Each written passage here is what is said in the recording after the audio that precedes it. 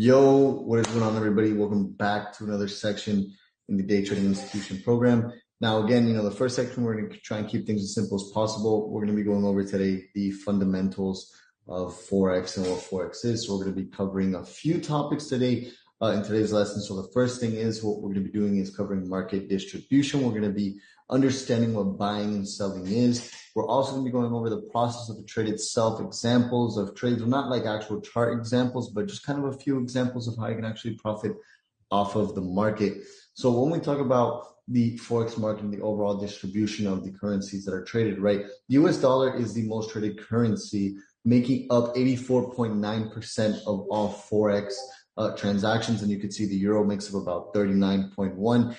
So these are going to typically be your more volatile pairs to trade. So anything that has the USD or the euro.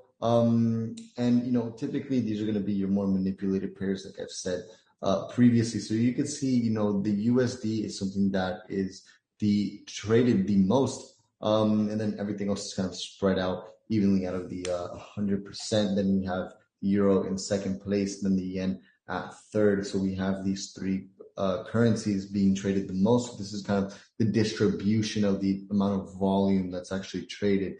Now, this is important to know because this is going to be how you can determine, where you are at skill level in terms of your reaction times to certain things in the markets, and what pairs you may want to trade. Some pairs may be a little bit risky to trade because there's more volatility. And when there's more volatility, typically you have to use bigger stop losses and whatever the case might be is. But bigger stop losses also calls for bigger take profits, right? So now let's take a look at why the dollar is, the most traded pair within Forex itself, why the most people actually trade the dollar than Forex. So obviously, one, it is the largest economy in the world in terms of the US dollar. It is also the reserve currency of the world. And then also, along with all of that, it is the largest and most liquid financial markets in the world as well. Then also we do have the US dollar now, the US dollar does have a stable political system, military superpower. And then, of course, we do have the cross-border transactions, and that's if Mexico wants to buy oil from Saudi Arabia, it can only be bought with US dollar. Why is that? Because it is the reserve currency of the world. That is why the dollar is king. So there's typically going to be more news whenever we have big news events going on in the economy. Typically, the US dollar is going to be affected the most. Now, buying versus selling, long versus short. These are going to be basic terminology that we as traders refer to. What positions we're taking within the market. So when you actually trade the Forex market, you can either buy or go long, or you can actually sell or go short. On most currency pairs or on all currency pairs. If an individual loses money on a trade, then somebody else basically took their position, because for every single buyer, there has to be a seller. So let's say Juan is buying USD JPY and Joseph is selling USD JPY. Let's say Juan loses money in the markets, and that's because Joseph is actually gaining money in the market. So, both a buyer and seller can't win at the same time, because for every buyer, there actually does have to be a seller. Now, what actually happens when you take an actual trade itself? First, you as a trader are going to execute the trade on your trading platform, whether that be MetaTrader 4, MetaTrader 5, CTrader, doesn't matter. It's going to go through the broker's dealing desk, because the broker is the one that gives us access to actually trade the markets. They're the ones, that charge a commission for us trading in the markets, and then obviously our order gets put into the actual market. Now let's go a little bit more in depth with this itself. So actually we're going to stay up here.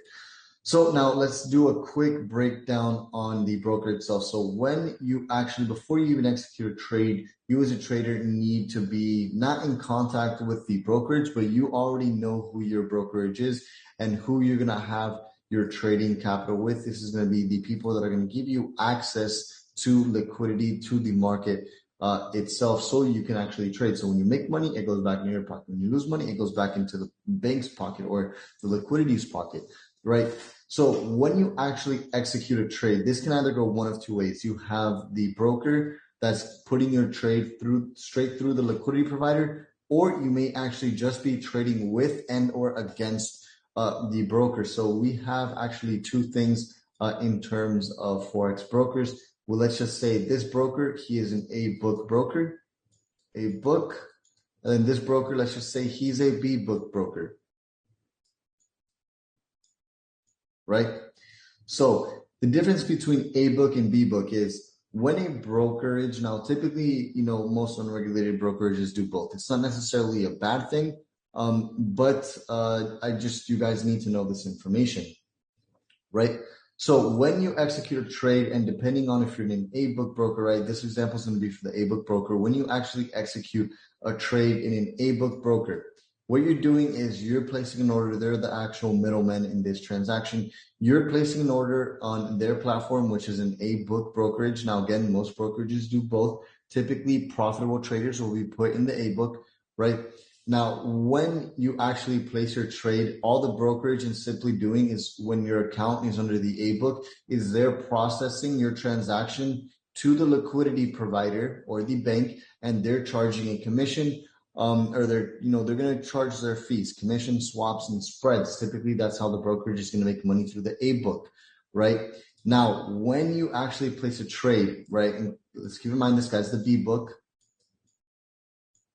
right? When you actually place a trade, and let's say your account is under the B book section, right? Your orders aren't going directly to the liquidity provider, because typically the B book brokerage is going to be the liquidity provider. So you're just placing an order straight to the brokerage. Basically, they're not processing your trade to the liquidity provider. Now, does that mean you can't make money? No, not at all. On the contrary, actually. Typically, when you're trading B book, you're going to have faster execution, less slippage, and things of that nature, because your trade isn't being put into a liquidity provider. And when we talk about liquidity providers, we're talking about the main players in the market. You're talking about HSBC, Citibank, your real big players in the markets, the whales, right? Again, when you're actually in the B book section of things, your trade is going directly to the broker, and you're trading against the broker and the market at this point. But if you make money, the trade goes to you. If you lose money on the trade, right, or the profits go to you. If you lose money on the trade, your money goes to the brokerage, when that's vice versa on the actual A book section of the broker. So we're going to keep this here, right? So when you actually lose money on a trade, and let's say you're trading through the A book section of the brokerage, now you're never going to know if your account's A book or B book. You're never going to know that, right? But when you actually make money on an A book brokerage, the brokerage doesn't lose money, because they still made their money on commissions, right?